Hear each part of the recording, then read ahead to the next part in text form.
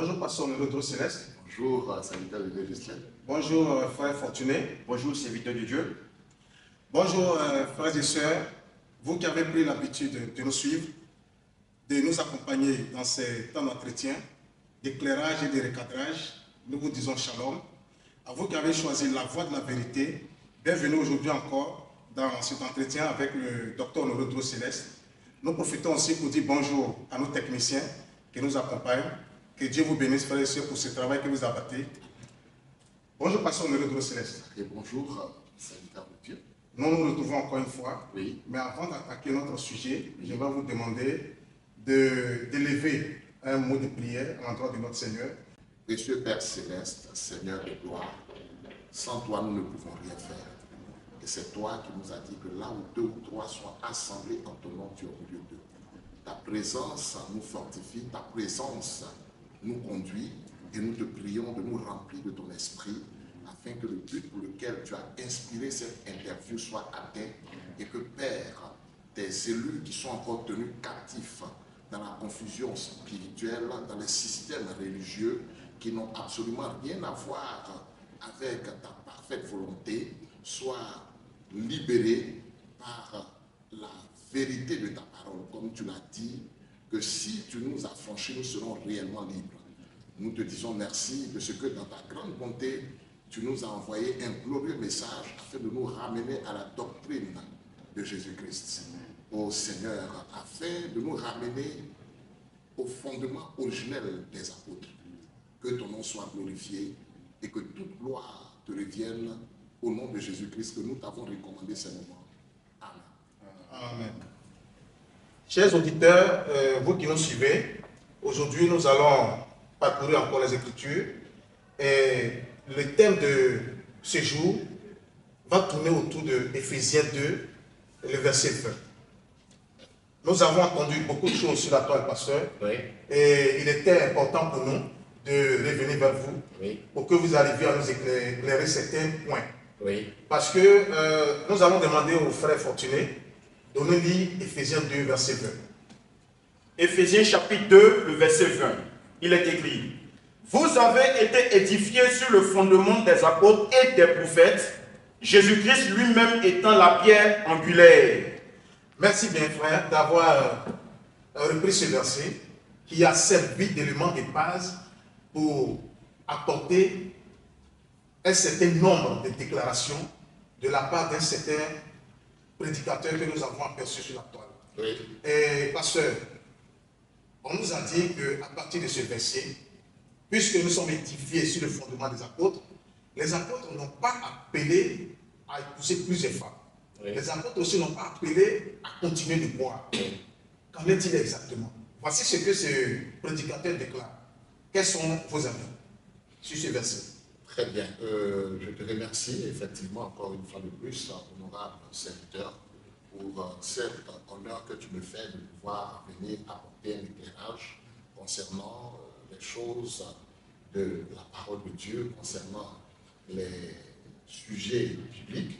Et comme vous l'avez si bien dit, il y a eu cette manifestation sur la toile et qui malheureusement n'ont pas édifié le peuple, dans le sens de ce que ce qui a été dit n'a absolument rien à voir avec la pensée originelle de Dieu.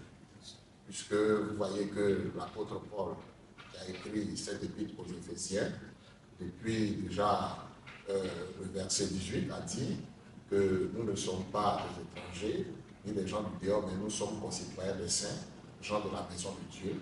Nous avons été édifiés sur le fondement des apôtres et des prophètes, Jésus-Christ lui-même étant la pierre angulaire. Dans la pensée de ce prédicateur, mal inspiré, malheureusement, il voulait faire croire que dans le Nouveau Testament, ou si vous le voulez bien, dans l'Église, puisque l'Église est édifiée sur le fondement des apôtres, alors il faut qu'on lui montre là où un apôtre a demandé d'aller consommer le vin. Parce que pour lui, cette écriture-là ne prend pas en compte les prophètes de l'Ancien Testament, alors qu'il a perdu de vue qu'il est dit que nous sommes édifiés sur le fondement des apôtres et des prophètes. Et Jésus-Christ lui-même étant la pierre angulaire, cette pierre de jonction des apôtres et des prophètes. Parce que c'est lui, Jésus-Christ, qui a envoyé les prophètes de l'Ancien Testament. Et qui continue d'envoyer les prophètes du Nouveau Testament, ainsi que les apôtres. Donc, le Seigneur, qui est le même hier, aujourd'hui et éternellement, selon Hébreux 13:8, ne peut pas considérer quelque chose comme péché dans le Nouveau Testament, alors que cela n'était pas péché dans l'Ancien Testament. D'autant plus que les apôtres de l'Église avaient pour fondement ce qui avait été dit dans l'Ancien Testament. Ils avaient pour fondement ce qui avait été dit par les prophètes de l'Ancien Testament. Donc, le Seigneur lui-même, qui, lorsqu'il enseignait, se fondait sur ce que les prophètes avaient dit, parce que c'est lui qui nous les avait envoyés. Donc, je tiens d'abord à faire cette plateforme pour que nous puissions comprendre que dans le Nouveau Testament, les apôtres n'ont fait que continuer l'œuvre du Seigneur Jésus-Christ. Ils n'ont fait que continuer. Donc ce n'était pas quelque chose à part qu'ils faisaient. Vous voyez un peu. Maintenant, avant de revenir dans les profondeurs de ces choses-là, quand ce prédicateur se permet de dire qu'on lui montre un passage des Écritures où un apôtre a demandé aux chrétiens d'aller boire le vin. Mais et je sais que effectivement ça concerne vraiment cette, je dirais, ce débat que nous avons par médias interposés. Nous n'avons pas prêché que les apôtres ou les prophètes ont demandé aux gens d'aller boire. Non, nous n'avons pas prêché ça. Parce que le royaume de Dieu n'est pas de manger le bois selon Romains 14. Nous n'avons pas prêché que les apôtres ont dit aux gens d'aller marier plusieurs femmes. Nous avons tout simplement dit que le fait d'enseigner que la consommation de vin est un péché, c'est un mensonge du diable. Et que la polygamie est un péché, est un mensonge du diable. Nous n'avons jamais encouragé les frères à aller boire le vin. Nous n'avons pas encouragé les frères à aller prendre aussi plusieurs femmes. Non. Mais nous montrons tout simplement ce qui est la vérité, parce que nous avons compris en ce temps de la fin que la volonté du Seigneur est que nous puissions retourner à toute la parole, sans ajouter ni retrancher. Tout comme l'apôtre Paul avait donné ce conseil aux frères de Corinthe, qui est mentionné en 1 Corinthiens 4, verset 6, que nous devons apprendre à ne parler au-delà de ce qui est écrit.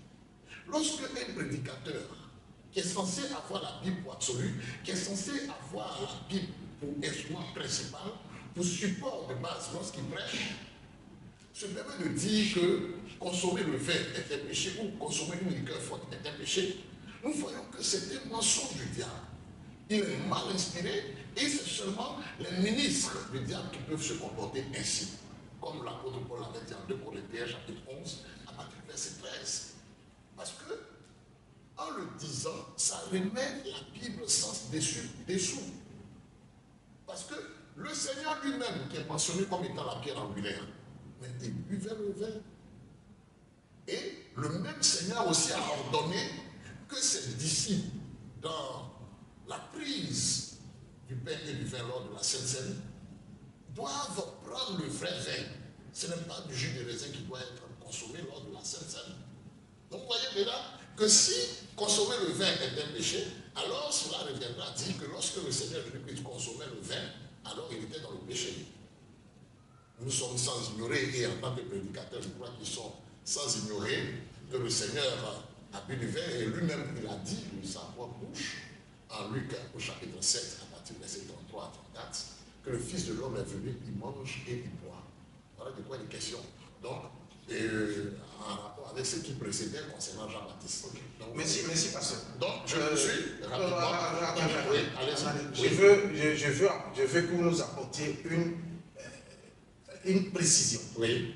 quand ce prédicateur dit, Oui. citez-moi un seul apôtre Oui. qui est appelé à être polygame. Parce que quand on prend par exemple l'Ancien Testament, Oui. il y a des passages par exemple où le Seigneur a dit, je t'ai donné les épouses de ton maître Samuel et Saül. Oui. Ça, le Seigneur l'a dit. Oui. Le Seigneur a aussi dit dans Nombre qu'on donne les vierges à Éléazar le sacrificateur. Ça, il y a des versets qui l'expliquent. Oui. Mais dans le Nouveau Testament, et lui, il a beaucoup plus mentionné la Nouvelle Alliance, Très bien. où c'est écrit que nous pouvons être polygames dans la Nouvelle Alliance. Très bien. Voilà pourquoi j'avais fait la précision Oui, en faisant cette petite plateforme c'est ça. qu'il n'y a pas de prophète, parce qu'il a utilisé Ephésiens 2:20. Il n'y a pas de prophète qui a demandé aux gens du peuple d'aller marier plusieurs femmes. On va revenir à là. Pour ceux dont vous avez parlé, l'expérience de Samuel lorsque David a pris la femme d'Uri. On va revenir à là tout à l'heure, n'est-ce pas? Et vous avez cité aussi le témoignage d'Éléazar qui a eu plus de 30 vierges et tout ça. Du coup, donc là, nous parlons. Et il a bien précisé, montrez-moi un apôtre qui a dit aux croyants de boire le vin ou de prendre plusieurs femmes. Bon, dans le cas d'espèce, en rapport avec un apôtre qui a demandé à un croyant de boire le vin. Là, nous avons le cas de Paul qui a demandé à Timothée de boire le vin. Timothée chapitre 5, Et c'est un vin thérapeutique. Bon, ça c'est un mensonge du diable encore. C'est un mensonge du diable. Voilà. Parce que c'est l'alcool qui est dans le vin qui est thérapeutique. Parce de quoi il est question. Mais là, dans le texte, il n'est pas dit vin thérapeutique, ce n'est pas écrit. On peut voir ensemble avec notre bien-aimé Fortunatus. 1 Timothée 5, Oui. le verset 23. Oui. Ne continue pas à ne boire que de l'eau, Oui. mais fais usage d'un peu de vin Mais fais usage d'un peu de vin. à cause de ton estomac Oui. et de tes fréquentes indispositions. Voici ce qui se passe. On dit ça, c'est seulement l'argument que vous avez. Oui. Est-ce que vous pouvez nous citer d'autres écritures dans le Nouveau Testament? Dans le Nouveau Testament, on peut prendre ensemble 1 Corinthiens chapitre 11 à partir du verset 22. Qu'est-ce qui est écrit là-bas? Nous voyons là que c'est Paul, l'apôtre encore, qui est en train de parler aux frères de Corinthe. Oui. 1 Corinthiens 11 à partir du verset 22. Oui. N'avez-vous pas des maisons pour y manger et boire? Oui. Ou méprisez-vous l'église de Dieu? Donc vous voyez ici que l'apôtre Paul rappelle aux frères de Corinthe qu'ils ont des maisons pour manger et pour boire. Quand nous allons encore toujours avec les mêmes Corinthiens au chapitre 9, regardez ce qu'il dit à partir du verset 1 jusqu'au verset 3. Regardez ce qu'il dit. 1 Corinthiens chapitre 9 à partir du verset 1. Oui. Ne suis-je pas libre? Uh-huh. Ne suis-je pas apôtre? Oui. N'ai-je pas vu Jésus notre Seigneur? N'êtes-vous pas mon œuvre dans le Seigneur? Oui. Si pour d'autres je ne suis pas apôtre, je le suis au moins pour vous, Oui. car vous êtes le sceau de mon apostolat dans le Seigneur. Oui. C'est là ma défense contre ceux qui m'accusent. N'avons-nous pas le droit de manger et de boire? N'avons-nous pas le droit de manger et de boire? Donc l'apôtre Paul rappelait que c'était un droit pour le chrétien ou pour un serviteur de Dieu de manger ou de boire. Et regardez, il précise cela comme, oui, N'avons-nous pas le droit de mener avec nous Oui. une sœur qui soit notre femme, Oui. comme font les autres comme apôtres font les autres apôtres et les frères du Seigneur? et les frères du Seigneur. Donc, les autres apôtres étaient mariés, mais lui, Paul n'était pas marié. Les autres apôtres buvaient le vin, c'est ce qui est écrit. Donc, lui, il voulait faire croire tout simplement que comme nous sommes édifiés sur le fondement des apôtres et qu'on n'a pas vu un apôtre dire aux chrétiens d'aller boire, alors ça veut dire que l'alcool est un péché dans le Nouveau Testament. Et c'est tout à fait faux. C'est tout à fait faux. Mais qui nous montre aussi une écriture où un apôtre a demandé d'aller manger. Une écriture où un apôtre a demandé d'aller marier une seule femme. Qui nous montre cette écriture? D'aller marier une seule femme. Comme il le présente, certainement qu'il va se référer à 1 Corinthiens chapitre 7, pour dire que Paul a dit que chacun est sa femme et que chaque femme est son mari, certainement. Mais il n'était pas en train de dire allez marier les femmes. Non. Il a précisé même qu'il est bon pour les frères même de rester comme lui il est. On peut lire cela. 1 Corinthiens chapitre 7. Oui, à partir du verset 1. À partir du verset 1. Pour ce qui concerne les choses dont vous m'avez écrit, Oui. je pense qu'il est bon pour l'homme de ne point toucher de femme. Voilà Paul ici qui dit qu'il pense qu'il est bon pour l'homme de ne point toucher de femme. Donc il commence déjà par là. Nous continuons. Toutefois, Oui. pour éviter l'impudicité, Oui. que chacun ait sa femme et que chaque femme ait son mari. C'est ce qui est écrit ici précisément. Mais pour éviter l'impudicité, alors que chacun ait sa femme et que chaque femme ait son mari. Voilà de quoi il est question. Mais le mariage n'étant pas un commandement, Paul ne pouvait pas dire aux chrétiens allez marier une femme. Il ne pouvait pas dire aux chrétiens allez marier plusieurs femmes. Pierre ne pouvait pas faire de même. Vous voyez, comme aussi manger et boire n'est pas un commandement, Paul ne pouvait pas dire aux chrétiens allez boire. C'est parce que vous pouvez nous situer un peu dans la Nouvelle Alliance, dans le Nouveau Testament, Oui. les parties qui parlent du polygamie. Les parties qui parlent de polygamie. Dans la Nouvelle Alliance. Très bien. Comme nous sommes en 1 Timothée déjà, comme nous avons évoqué en rapport avec Paul qui disait, on peut voir ensemble à 1 Timothée 3. Nous allons voir que ce que l'apôtre Paul disait à Timothée en rapport avec les critères de choix d'un évêque, sous-entendu, il y avait des polygames. Nous lisons. 1 Timothée chapitre 3 à partir du verset 1. Oui. Cette parole est certaine.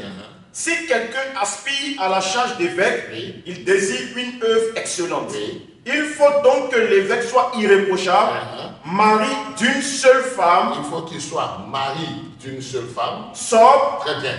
Donc déjà, si la précision est faite selon laquelle que l'évêque doit être marié d'une seule femme, ça voulait dire tout simplement que tous les chrétiens n'étaient pas mariés d'une seule femme. Donc c'est parmi ceux qui sont mariés d'une seule femme qu'il faut choisir un évêque. Donc déjà, sous-entendu, nous voyons que là, la polygamie est bel et bien mentionnée. Maintenant, allons-y avec la version Semeur, où il est précisé clairement le cadre de la polygamie, c'est-à-dire un cas de polygamie mentionné. 1 Corinthiens chapitre 5 nous présente ça, où l'apôtre Paul parlait des frères qui avaient la deuxième femme de son père. Nous lisons. 1 Corinthiens chapitre 5 à partir du verset 1. On entend dire partout Oui. qu'il y a de l'impudicité parmi vous Oui. et une immoralité telle qu'il ne se rencontre même pas chez les païens. Oui. L'un de vous vit avec la deuxième femme de son père. L'un de vous vit avec la deuxième femme de son père. Là, vous voyez que nous sommes dans le Nouveau Testament. Donc, c'est assez clair de comprendre que déjà, il y avait la polygamie qui continuait. Et ce prédicateur-là même, il allait jusqu'à dire que lorsque l'Esprit est descendu le jour de la Pentecôte, la consommation de vin s'est arrêtée brusquement et la polygamie s'est arrêtée brusquement, alors que la Sainte Seine se fait avec le vin. Et le Seigneur même, il nous a obligés, il nous a ordonné de consommer le vin lors de la Sainte Seine. Là, ça devient une ordonnance. On n'a pas le choix. On doit tous prendre le vin lors de la Sainte Seine. Oui, mais là, parce que on parle plutôt, pendant la Sainte Seine, c'est une obligation. Oui. Mais le prédicateur qui a dit cela parle plutôt de la consommation libre d'alcool. Oui. C'est-à-dire aller dans un maquis, se saouler. Mais est-ce qu'un chrétien a le droit d'aller dans un maquis pour se saouler? Parce que l'ivresse, c'est un péché.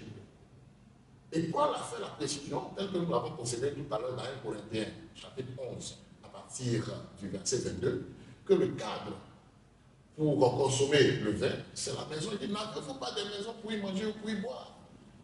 Vous voyez de quoi il est question? Et c'est ce qui pose problème avec ces prédicateurs mal inspirés. Il parle de consommation libre. Mais Paul a dit que c'est un droit pour les chrétiens. C'est un droit pour les chrétiens de manger et boire. C'est la raison pour laquelle en Colossiens, lorsque l'apôtre Paul a écrit aux Colossiens, au chapitre 2, à partir du verset 16, il a montré que personne ne nous juge au sujet du manger ou du boire. Mais Paul ne pouvait pas dire autrement. Parce que la loi n'interdisait pas à un croyant, à un membre du peuple, à un nom du peuple de consommer le vin, ou n'interdisait pas à un homme qui voulait bien avoir une autre femme de prendre une autre femme. Ça, il n'y a pas de loi qui interdit cela. Et comme le Seigneur Jésus-Christ est le même hier, aujourd'hui, éternellement, nous voyons qu'il n'a pas changé. Il n'a pas changé. Tout à l'heure, nous allons prendre une déclaration des messagers prophètes qui confirme que la polygamie est toujours d'actualité dans l'Église, à travers le remariage. Donc, on va dire, oui. Colossiens 2, le verset 16, Oui. que personne donc ne vous juge au sujet du manger ou du boire, Oui. ou au sujet d'une fête, d'une nouvelle lune ou des sabbats. Mais voici quelqu'un qui va même jusqu'à juger les prédicateurs. À plus forte raison, un croyant. Parce que Paul ici parlait aux frères de Colosse, il dit que personne ne vous juge au sujet du manger ou du boire. Donc un chrétien a la liberté de consommer de l'eau, de la sucrerie, comme aussi du vin. Il a cette liberté-là. Parce que notre Seigneur Jésus-Christ, pour confirmer, lui, la pierre angulaire mentionnée dans Éphésiens 2, 20, il buvait le vin. Et lui-même était polygame. Le Seigneur lui-même était bel et bien polygame. C'est la raison pour laquelle, pour illustrer son retour, dans Matthieu chapitre 25, à partir du verset 1 à 10, il a pris l'image de 10 vierges qui vont à la rencontre d'un seul époux. Ok. Merci, pasteur. Oui. Nous allons revenir à Ephésiens 2, verset 20. Oui. Quand la parole dit, vous avez été édifiés Oui. sur le fondement des apôtres Uh-huh. et des prophètes, Oui. Jésus-Christ lui-même étant la pierre angulaire. Oui. Qu'est-ce que cette parole inspire? Oui. Qu'est-ce que cette parole veut dire? Très bien. Parce que beaucoup de prédicateurs l'utilisent et si vous entendez, Oui. entendent le sens pour dire autre chose. Oui. Qu'est-ce que cette parole veut dire? Très bien. Cette parole-là veut dire ceci, que l'Église est édifiée sur le fondement des apôtres. Comme la Bible dit en Actes 2, verset 42, l'Église demeurait dans la doctrine des apôtres. On n'est pas qu'il y ait d'amalgame. Oui. Apôtre, parce qu'il y a Éphésiens 4 et apôtres là-bas. Oui. Et il y a prophète aussi. Est-ce qu'on ne parle pas de ces prophètes d'Éphésiens 4, de ces apôtres d'Éphésiens 4? Si tu es non bien, de quel apôtre s'agit-il Oui. et de quel prophète s'agit-il? Très bien. Allez-y. De la même manière que le Seigneur est le même hier, aujourd'hui, éternellement. Vous avez vu qu'il a été mentionné que lui, il est la pierre angulaire. Il est la pierre angulaire. Pour montrer tout simplement que les apôtres n'avaient autre doctrine que la doctrine de Jésus-Christ. Rappelez-vous qu'en Matthieu au chapitre 28, à partir du verset 19, il a dit: enseignez-leur à garder tout ce que je vous ai prescrit. Enseignez-leur à garder ça. Donc les apôtres n'avaient pas d'autre doctrine que la doctrine que Jésus-Christ leur avait enseignée. Et Jésus-Christ, lorsqu'il enseignait, il se fondait sur ce que les prophètes de l'Ancien Testament avaient dit. On va voir un exemple de cela lorsque nous allons à Luc, au chapitre 22. Nous allons voir ce que notre Seigneur, le grand apôtre, parce que lui-même il est apôtre selon Hébreux, chapitre 3, à partir du verset 1. Il a dit: considérez l'apôtre et le souverain sacrificateur de la foi que nous professons, Jésus-Christ. Donc, Luc au chapitre 22, nous allons voir que notre précieux Seigneur, le grand enseignant, lorsque lui-même il enseignait, à partir du verset 25, regardez ce qu'il dit ici. Oui. Luc chapitre 22, à partir du verset 25. Jésus leur dit, Oui. les rois des nations... Quoi? Jésus leur dit, Oui. Luc 22, Oui. à partir du verset 25. Vas-y. Jésus leur dit, les rois des nations les maîtrisent, Oui. et ceux qui les dominent sont appelés bienfaiteurs. Qu'est-ce que j'ai dit? Oh, pardon. Autant pour moi. Luc 24, verset 25. Autant pour moi. Luc 24, verset 25. Luc 24, Oui. le verset 25. Oui. Il est écrit. Mhm. Amen. Alors, Oui. Jésus leur dit, Oui. ô hommes sans intelligence, et dont le cœur est lent à croire tout ce qu'ont dit les prophètes, Oui. ne fallait-il pas Ah, que le oui. Christ, Homme dont le cœur est lent à croire tout ce qu'ont dit les prophètes. Nous continuons. ne fallait-il pas que le Christ souffrit ces choses, Oui. et qu'il entra dans sa gloire, Uh-huh. et commençant par Et Moïse, commençant par Moïse et par tous les et par prophètes, tous les prophètes. Donc il a commencé depuis la Genèse jusqu'à l'Apocalypse. Oui. Et je te parle jusqu'à Malachie. Jusqu'à Malachie, oui. Il leur expliqua dans toutes les Écritures. Donc il leur a expliqué dans toutes les Écritures ce qui le concernait. Donc un authentique serviteur de Dieu va commencer une prédication en se fondant sur toutes les Écritures. Il ne va pas dire non, moi je ne vais pas utiliser la Genèse, je ne vais pas utiliser les prophètes, je ne vais pas utiliser Isaïe, je ne vais pas... Non. Tant qu'il y a un texte biblique qui traite d'un sujet, s'il est inspiré, il peut utiliser ce texte biblique-là. Et le messager prophète que Dieu nous a envoyé à ce temps de la fin, c'est comme ça qu'il procédait. Et remarquez que quand le Seigneur, justement même à Matthieu chapitre 19, lorsqu'il était en train de parler du mariage et du divorce, il a ramené au commencement les personnes qui lui avaient posé la question, ces juifs-là, pour qu'ils puissent voir ce qui était au commencement et ce qui est arrivé après la chute. C'est comme cela. Donc, pour pouvoir apporter un éclairage concernant un thème, il faut toujours se fonder sur ce qui s'est passé dans la Genèse. C'est le livre des commencements. Donc, et je vais vous dire quelque chose. Si tu vois un enseignement où il n'y a pas un élément qui ramène à la Genèse, c'est qu'il y a un problème. Il y a un problème. Parce que dans le livre de la Genèse, le Seigneur et le diable sont voilés. Et on voit qu'il est dévoilé dans l'Apocalypse. Le diable est dévoilé dans l'Apocalypse. Et l'Apocalypse présente Jésus-Christ même comme étant le Dieu Tout-Puissant. Dans Apocalypse chapitre 1, à partir du verset 7 à 8, il est présenté comme étant le Dieu Tout-Puissant.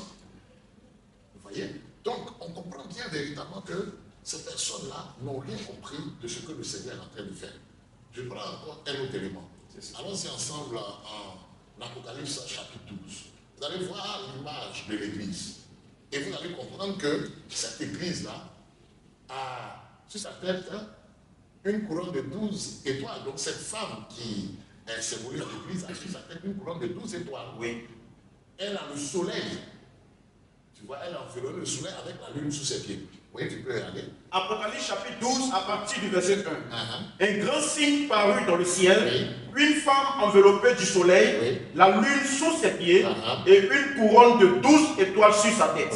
Elle était enceinte et elle criait. Donc voici ici ce que nous présente cette image de l'Église. Vous voyez, pour montrer tout simplement qu'elle a la lune sous ses pieds. Donc, on voit que la lune sous ses pieds symbolise le fait que, puisque la lune reflète la lumière du soleil. Vous voyez, donc l'Ancien Testament contient les promesses qui parlent de Jésus-Christ, le soleil de la justice. Voilà pourquoi le Seigneur, s'appuyant sur ce que Moïse a dit et les prophètes, tels que nous l'avons lu tout à l'heure en Luc 24, à partir du verset 27, vous voyez, jusqu'au verset 26 à 27 précisément, a montré ce qui le concernait depuis Moïse. Donc, une doctrine de Christ là, elle peut être prise depuis Moïse jusqu'à Malachie, depuis Moïse jusqu'à Apocalypse. Vous voyez de quoi il est question? Donc, de la Genèse jusqu'à l'Apocalypse. Donc, le problème, si vous voulez, la question qui traite du vin et de la polygamie doit être considérée depuis la Genèse jusqu'à l'Apocalypse. Et c'est ainsi qu'on voit la continuité divine. Pour vous présenter Jésus-Christ comme le même hier, aujourd'hui et éternellement. Je prends encore un deuxième exemple. Allons-y ensemble en 1 Roi, au chapitre 18, à partir déjà du verset 30, avec le défi sur le mont Carmel. Dans le défi au Carmel, vous voyez que lorsque Élie, le Tishbite, était en train de rétablir l'autel qui avait été dévasté par les prophètes de Baal, il a pris 12 pierres. C'est pas ça? C'est ça. Qui représentent les 12 tribus, comme il est dit, d'Israël, qui symbolisent les 12 apôtres. Donc, vous voyez, donc le Seigneur, vous voyez qu'il y a la pierre angulaire là, il a utilisé Israël, n'est-ce pas? Et puis il utilise l'Église. Donc il a utilisé les 12 tribus. Parce à bien vous comprendre, ce prédicateur a utilisé un verset pour lequel il ne comprend pas le sens, il n'a pas compris pour le sens, justifier encore, si vous voulez, une fausse doctrine. Pour vouloir prouver malheureusement que la consommation de vin ou de liqueur est un péché pour un chrétien et que la polygamie est un péché. Ok, c'était pour faire cette parenthèse. Mais c'est très important. pour que véritablement ceux qui nous suivent puissent être au même niveau que nous.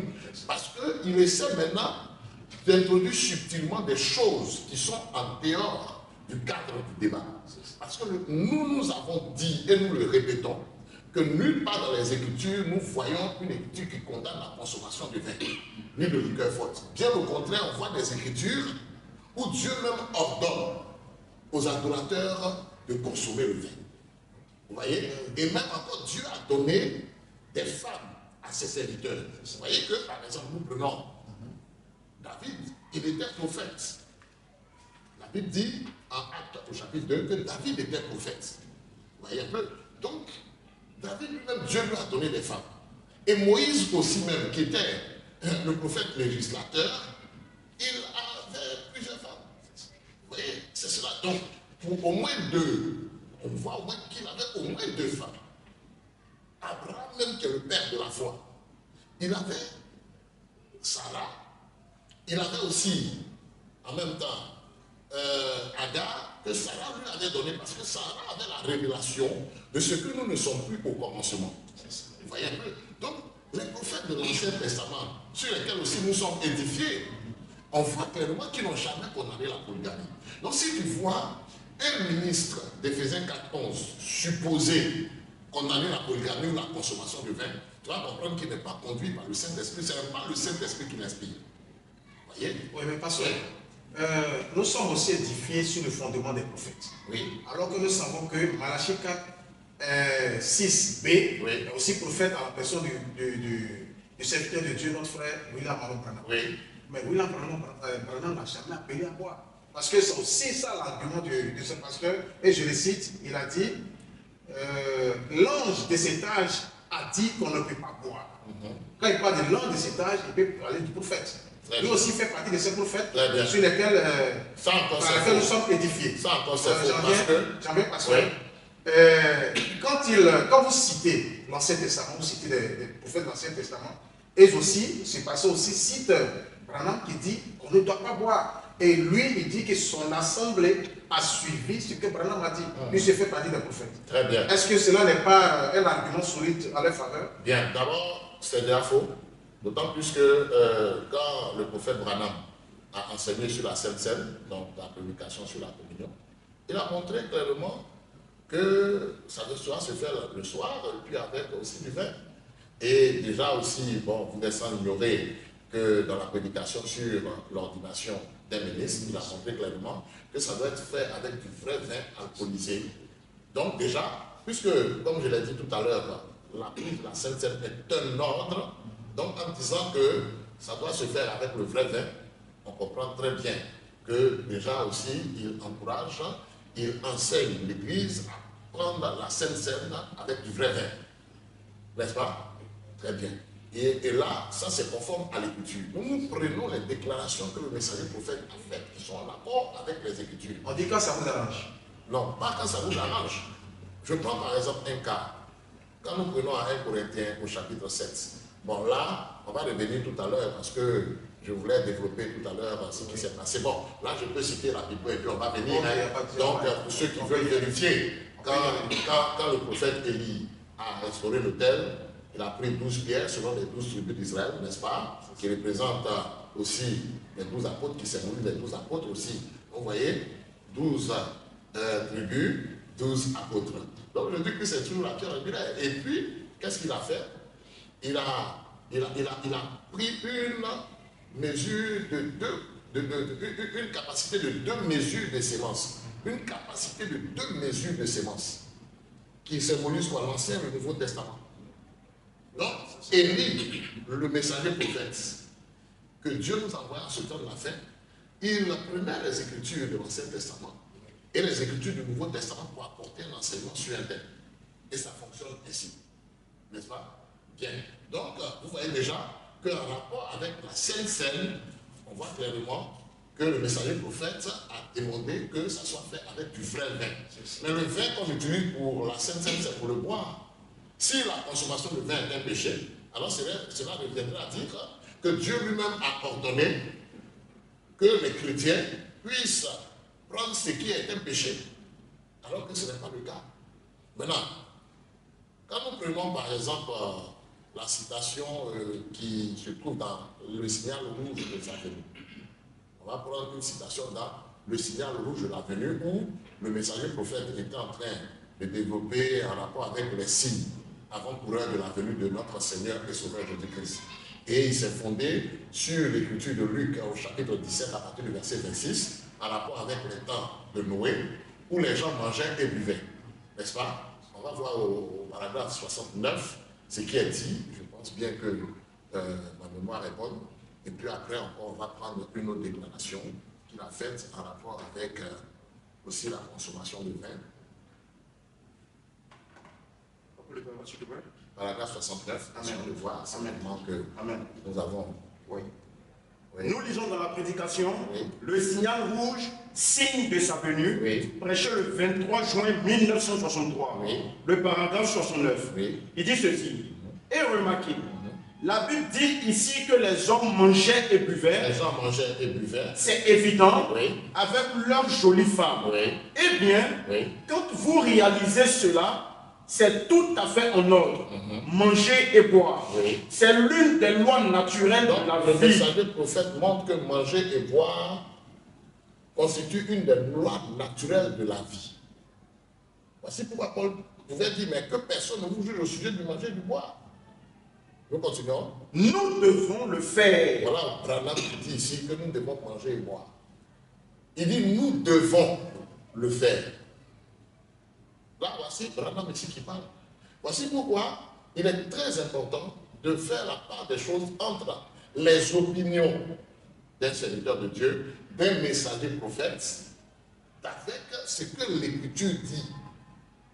Voilà pourquoi quand nous prenons 1 Corinthiens au chapitre 7, vous allez voir qu'il y avait des choses que Paul disait de par son opinion, en rapport avec le fait que aussi, en tant que serviteur de Dieu, il pouvait avoir une manière, une façon de voir les choses.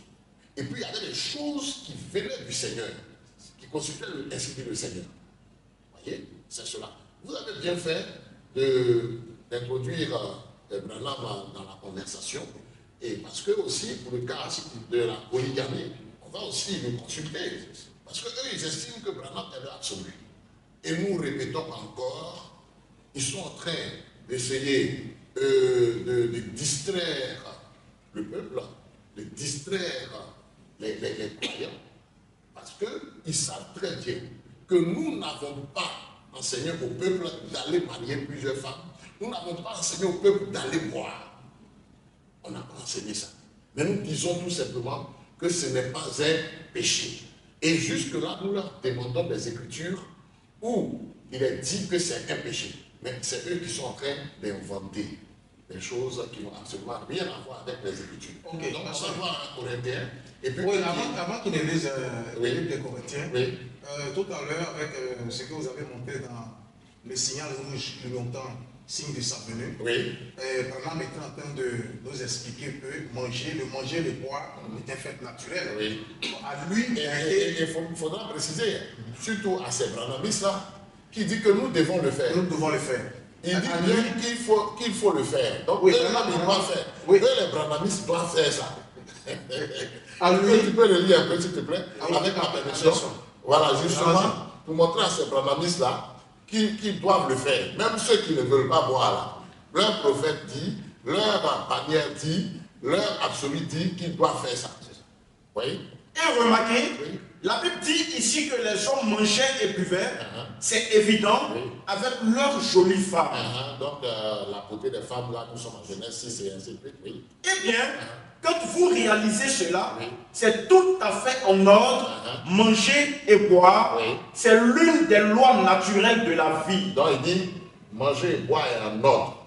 C'est l'une des lois naturelles de la vie, oui. Nous devons le faire. Nous devons le faire. Oui, c'est ça, cela que j'en venais Oui. pour une précision. Oui. Quand il dit nous devons le faire, lui, Branham bien compris. Mais quand il était encore petit, Oui. il se trouve que l'ange lui a dit que toi, tu ne dois pas boire. Oui. Donc cette commission où il ne doit pas boire, c'est adressé à Branham seul. Oui. Ce n'est pas à Et ça tous ceux qui sous-entend- vont prendre le message. Justement, mais ça sous-entend que les autres croyants à qui l'ange n'a pas été envoyé pour dire vous ne devez pas boire, eux ils peuvent boire. Mais c'est pour ça que le Seigneur Jésus-Christ a fait cette démarcation claire. En Luc chapitre 7, en rapport avec Jean-Baptiste, qui est venu, qui ne mangeait pas de pain et qui ne buvait pas de vin. Parce que justement, lui, il y avait une prescription qui avait été faite en rapport avec le vin. Mais le Seigneur, il n'y a pas eu de prescription qui avait été faite en rapport avec la consommation de vin. Voilà pourquoi, lui, il buvait le vin. Pour montrer aussi que ceux à qui la prescription n'a pas été faite, ils ont le droit de boire le vin. Comme Paul aussi pouvait le dire. Et ceux qui les jugent sont les pharisiens modernes, tout simplement. Parce que c'était les pharisiens qui épiaient la liberté qu'avait Jésus-Christ. Lorsqu'ils ont vu Jésus-Christ boire, ils ont dit que c'est un mangeur, buveur, un ami des gens de mauvaise vie. Vous voyez? Et c'est ce qui se passe. Là où on ne parle pas de dire aux gens d'aller boire le vin, et ils disent que comme nous on dit que ce n'est pas un péché, alors nous sommes des alcooliques, alors nous sommes des ivrognes et tout cela. Mais c'est le diable qui se comporte comme ça, et ça ne peut pas distraire un enfant de Dieu. Ça ne peut pas le distraire. C'est eux tout simplement qui ont rejeté Christ et sa parole. Ils l'ont rejeté. Parce que le fait de nous condamner, ça reviendra à condamner Jésus-Christ. Le fait de condamner véritablement un polygame du Nouveau Testament reviendra pour condamner Abraham. À condamner. Oui. Merci bien pour cette précision. La commission a été adressée à Abraham sur celui qui peut manger et boire le vin dans les justes mesures, il peut le faire sans aller au-delà. Très bien. J'allais vous poser cette question. Est-ce qu'on pourrait nous situer les cadres dans lesquels Abraham fustigeait l'alcoolisme, c'est-à-dire qu'il fustigeait le vin? Pourquoi certaines prédications? Est-ce que vous pouvez nous situer cela? Parce qu'ici, excusez-moi, ici, il est clair qu'il dit que le manger et le boire, c'est naturel que nous devons le faire. Mais ailleurs, il fustige le vin. Mais c'est dans le cadre de l'excès. C'est dans le cadre de l'excès, toujours. Parce que tout excès nuit. C'est ça. Dans le cadre de l'excès, l'ivrognerie est un péché. L'amour effréné de vin est un péché. Vous voyez, on a des exemples dans l'Ancien Testament où, même dans Deutéronome, permettez que nous puissions voir ça, où, lorsque le Seigneur avait même demandé à ce que, pour ce qui concerne la dîme de la 3e année, les enfants d'Israël devaient véritablement, là ça nous sommes en Deutéronome 14, on peut voir ça, à partir du verset 25 à 26, là où c'était une ordonnance. C'était une ordonnance. Dieu avait dit à Moïse, il dit ça au peuple. C'était une ordonnance.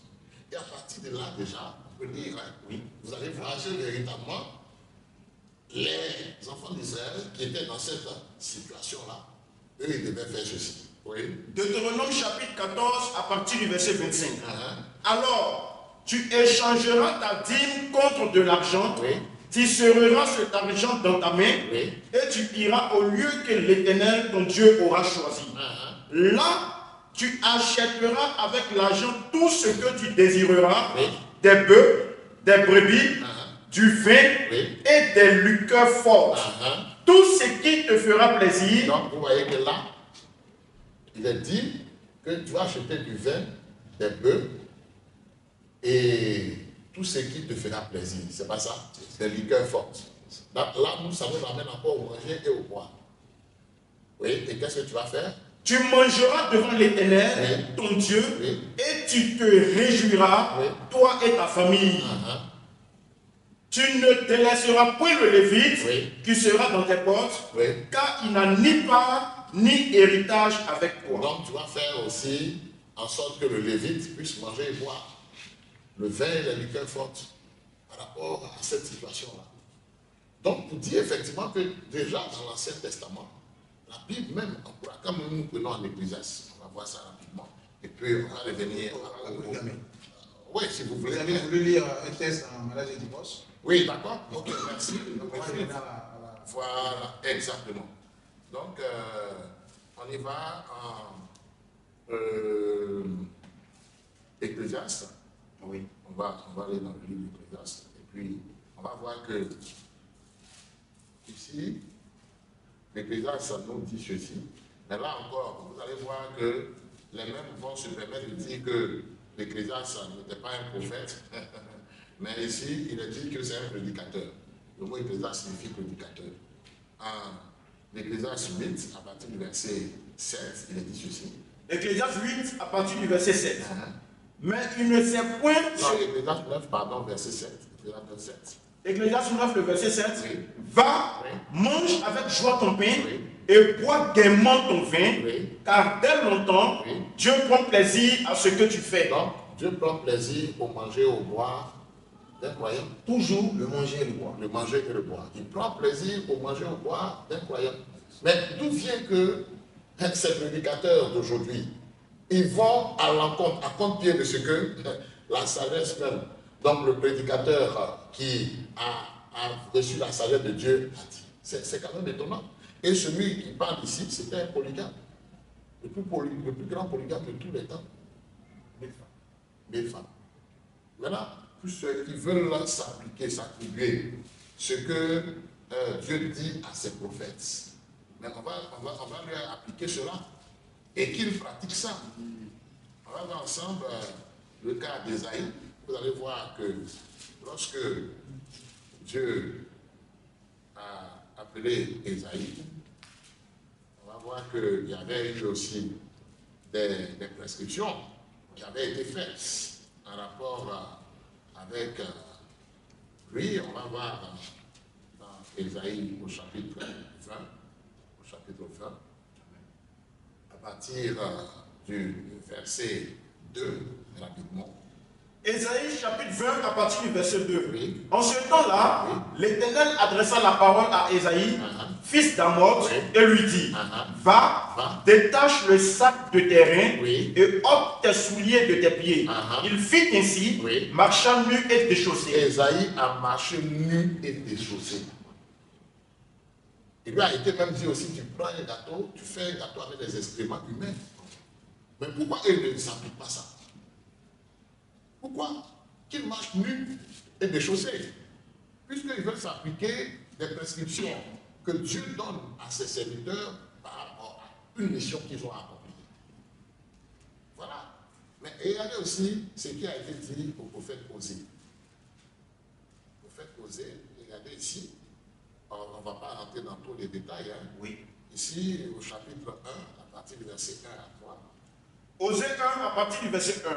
La parole de l'Éternel qui fut adressée à Osée, fils de Béhéri, au temps d'Osias. Et on va au verset 2 rapidement. La première fois que l'Éternel adressa la parole à Osée, Donc l'Éternel adresse la parole à Osée. l'Éternel dit à Osée, va, prends une femme prostituée Prends une femme prostituée et des enfants de et des prostitution, enfants de prostitution. car le pays se prostitue. Eh bien, voilà ici.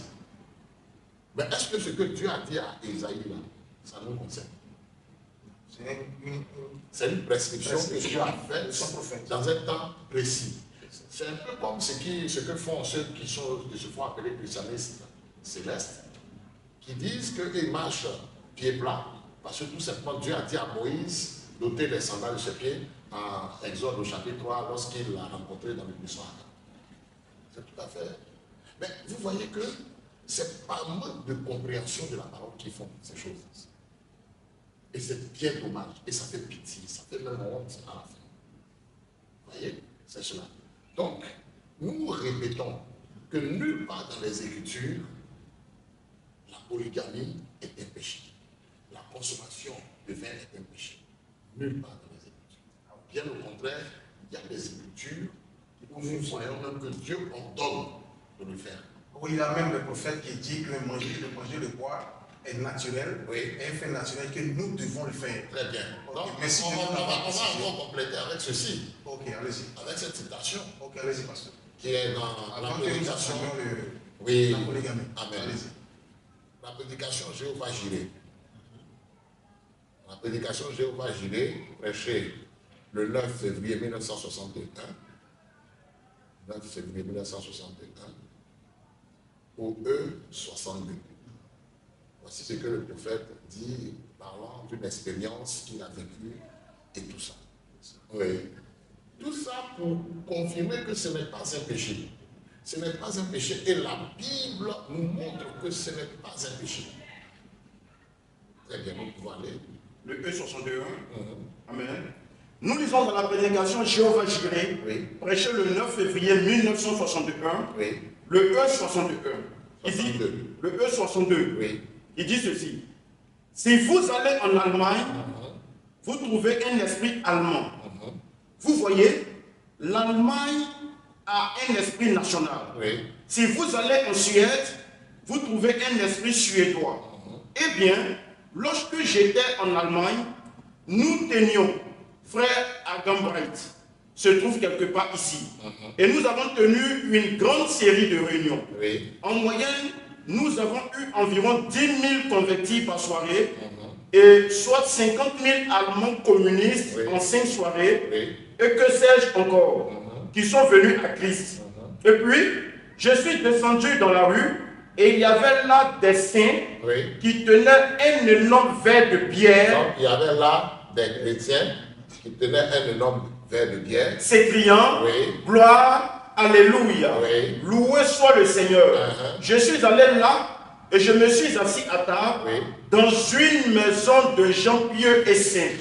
Ils prenaient tous cette bière. Donc, dans une maison de gens pieux et saints, mais qui prenaient la bière. Je pensais, miséricorde. Ils en prenaient comme cela et ils. Ainsi, moi j'étais en train de manger. Donc, ils étaient en train de manger, ils buvaient aussi la bière, le manger et le boire. Nous continuons. Et tous se sont mis à causer en allemand. Ils me regardaient. Et docteur Gudenbull a dit, il se demande pourquoi vous ne prenez pas votre bière. Et je me suis dit, j'ai dit, dites ce que je dis. J'ai dit, je pense que ce n'est pas mal. Ai-je dit, mais vous voyez, je suis né sous un signe de Naziria. Je suis né sous un signe de Naziria. Vous voyez? Donc, durant le temps de son Naziria,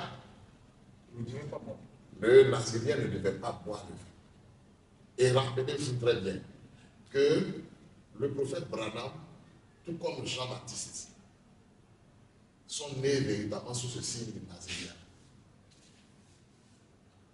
Vous voyez? Mais cela n'était pas valable pour les autres. La preuve, Jean chapitre 2, lorsqu'il y a eu des noces à Cana, le Seigneur est parti avec ses disciples. Et le jour, donc pendant cette fête-là, lorsqu'il a changé l'eau en vin, les disciples étaient là aussi, ils ont bu. Ok, merci pasteur. Merci, pasteur. On continue. Le frère va reprendre la lecture. Ok, d'accord. Au paragraphe, il commence au tout début. Parce que c'est un élément important qui, aujourd'hui, peut-être que beaucoup vont découvrir. Parce qu'on a toujours fait croire que Branham a dit que les chrétiens ne doivent pas boire. Que les chrétiens ne doivent pas boire. Mais justement, ça vient. Regardons, la base même en bas. Il n'a qu'à reprendre. Là, on va mieux suivre, il va aller pas à pas. Oui, à cause du temps aussi. À cause du temps. On va plus poser des questions. On va laisser sur ces éléments. Mais pour la polygamie. La polygamie, on va les venir prochainement. Ça, c'est un élément très important. Puisque aussi, il y a. On a 12 interviews. Voilà, on a dit qu'on va continuer l'interview. C'est-à-dire. Ça, c'est un élément très important. Spécial et tout ça. Ça, c'est un élément très important. Et j'en appelle vraiment au bon sens de tous ceux qui nous suivent. Parce qu'on nous a toujours gavé de ce vin-là. Et Branham a toujours condamné la polygamie, la consommation du vin. Et aujourd'hui, nous avons l'occasion d'avoir des déclarations du prophète concernant le manger et le boire. Et je pense que c'est tout à fait important que nous nous attardions et que vous nous expliquiez en long et en large ces contextes. Il n'y a pas de problème. Ok, donc on va reprendre la lecture. Ok, allons-y, frère. Nous reprenons la lecture de la prédication Jéhovah Jireh, prêchée le 9 février 1961, le paragraphe 62. Il dit ceci. Si vous allez en Allemagne, vous trouvez un esprit allemand. Vous voyez, l'Allemagne a un esprit national. Si vous allez en Suède, vous trouvez un esprit suédois. Eh bien, lorsque j'étais en Allemagne, nous tenions, frère Argenbright, se trouve quelque part ici. Et nous avons tenu une grande série de réunions. En moyenne, nous avons eu environ 10 000 convertis par soirée, et soit 50 000 Allemands communistes en 5 soirées, et que sais-je encore, qui sont venus à Christ.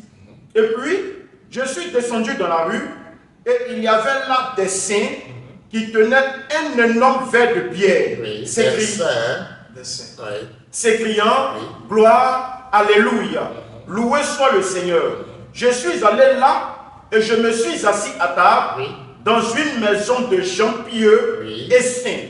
Ils prenaient tous cette bière. Je pensais, miséricorde. Ils en prenaient comme cela et ils. Ainsi, moi j'étais en train de manger.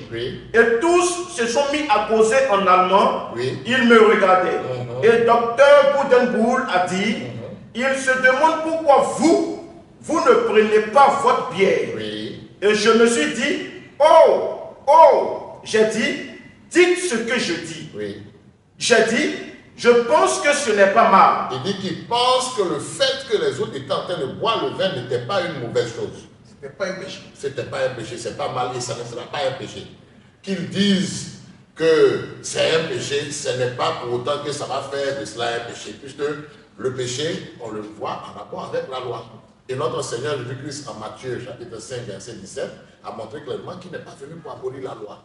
C'est clair, il n'y a pas de loi qui montre que consommer le vin est un péché. C'est l'ivrognerie qui est un péché, c'est la consommation excessive de vin, l'ivresse qui est un péché. Nous continuons. J'ai dit, je pense que ce n'est pas mal, ai-je dit. Mais, vous voyez, je suis né sous un signe de Naziria.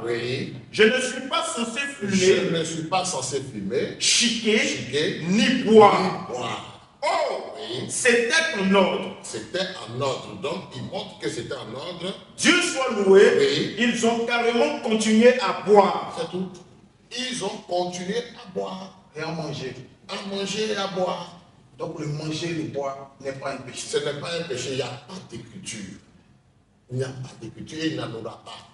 Parce que mais cette déclaration du prophète, pasteur, ne pensez-vous pas que cette déclaration du prophète détruit leur doctrine? Mais est-ce qu'ils sont prêts d'abord à accepter ce que les Écritures disent? À plus forte raison, revenir sur de telles déclarations du prophète. Vous voyez? Et vous voyez qu'ils ont toujours quelque chose à redire parce que déjà, ils sont en train de chercher à défendre leur mensonge. Alors que répéter 1000 fois un mensonge ne fera pas de ce mensonge-là une vérité. Ce n'est pas possible. Ils sont en train de se fatiguer. Nous sommes en train tout simplement de leur montrer que vous avez rejeté Christ et sa parole et que vous allez payer le prix. Parce que vous avez rejeté Christ et sa parole. Et que nous serons là pour défendre le testament de notre Père. Et vous voyez qu'il n'avait même pas compris Ephésiens 2, verset 20. C'est ça. Parce que pour lui, c'est une affaire seulement d'apôtre. Il ne sait pas que là, il était question aussi de prophète de l'Ancien Testament, Jésus-Christ lui-même étant la pierre angulaire. Et Jésus-Christ lui-même qui est la pierre angulaire, il a pu le faire. Il a changé l'eau en vin pour que les gens boivent. Et Jésus-Christ lui-même qui est la pierre angulaire, il est polygame. Ésaïe 54, nous pouvons voir à partir du verset 5, le Seigneur se présente comme l'époux d'Israël. Et voici que l'Église aussi est son épouse. Donc, du fait que Israël se soit détourné de lui, il a répudié Israël. Mais, puisque selon la loi qui lie, vous voyez, la femme à l'homme, tant que cet homme-là est vivant, et nous avons cela mentionné dans Romains au chapitre 7, à partir du verset 1 au verset 4, nous avons cela aussi mentionné dans 1 Corinthiens au chapitre 7, verset 39. Vous voyez, c'est cela. Donc, cette loi-là est aussi véritablement valable pour lui-même. Parce que lui-même, il dit, il a donné des lois, il ne les violerait pas. Nous continuons. Oui. Ésaïe 54, le verset 5. Oui. Car ton Créateur est ton époux. Donc, il est l'époux d'Israël. Et voilà pourquoi il va ramener Israël à lui, sous l'influence des deux témoins, avec les 144 000. Donc, merci, mes pasteur. Amen. Votre mot de fin. Je pense bien que nous avons parcouru les Écritures. Vous avez apporté un recadrage et un éclaircissement sur ce fameux verset qui a été utilisé et mal interprété. Bien entendu, c'est la spécialité du diable, qui donne de force. Mais aussi, vous êtes revenu sur encore l'éclairage sur la polygamie et la consommation du vin qui ne serait pas un péché. Ça n'est pas un péché. Qui n'est pas un péché. Aujourd'hui encore, vous avez apporté une déclaration du prophète, vraiment qui nous situe dans le cadre du manger du bois. Oui, d'ailleurs, n'oubliez pas. Oui, deux. Il y avait aussi la déclaration dans le signal. Merci bien, pasteur. Je vais vous demander votre mot de fin. Amen. Donc, notre mot de fin, c'est de dire tout simplement aux frères et aux sœurs, ainsi que ceux qui sont amoureux de la vérité qui nous suivent, qu'il est important que nous puissions toujours retourner à Christ et à sa parole. Le message que Dieu nous a donné pour ce temps de la fin nous invite à retourner justement au fondement originel, de retourner à Jésus-Christ la parole et de croire comme le dit les Saintes Écritures. Et que nous, les serviteurs de Dieu, nous avons la responsabilité d'édifier le peuple sur la base de la parole, afin que les fils de Dieu ne soient pas flottants et accordés à tout vent de doctrine par la compagnie des hommes. Ça, c'est ce que l'apôtre Paul lui-même a dit au chapitre 4. Au chapitre 2, il dit, nous sommes édifiés sur le fondement des apôtres et des prophètes. Jésus-Christ lui-même étant la pierre angulaire. Au chapitre 4, il montre clairement qu'il y a des dons qui viennent de Dieu. Et il a donné les uns comme apôtres, comme prophètes, comme évangélistes, comme pasteurs et docteurs pour le perfectionnement des saints en vue de l'édification du corps de Christ. Mais les apôtres, les prophètes, les évangélistes, quelle est la base de leur prédication? Quel est leur instrument principal? Mais c'est la Bible. C'est la Bible. Et le diable a toujours essayé de cacher la Bible aux yeux des gens. Donc Dieu, dans sa bonté, il veut venir prendre une église semblable à celle qu'il a laissée au commencement, parfaitement rétablie dans sa parole.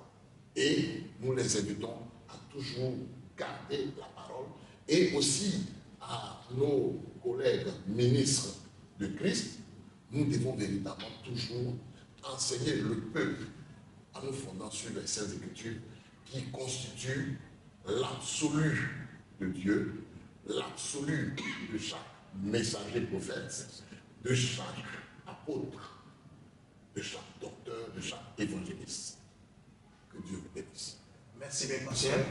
Nous vous disons merci. Que Dieu vous bénisse.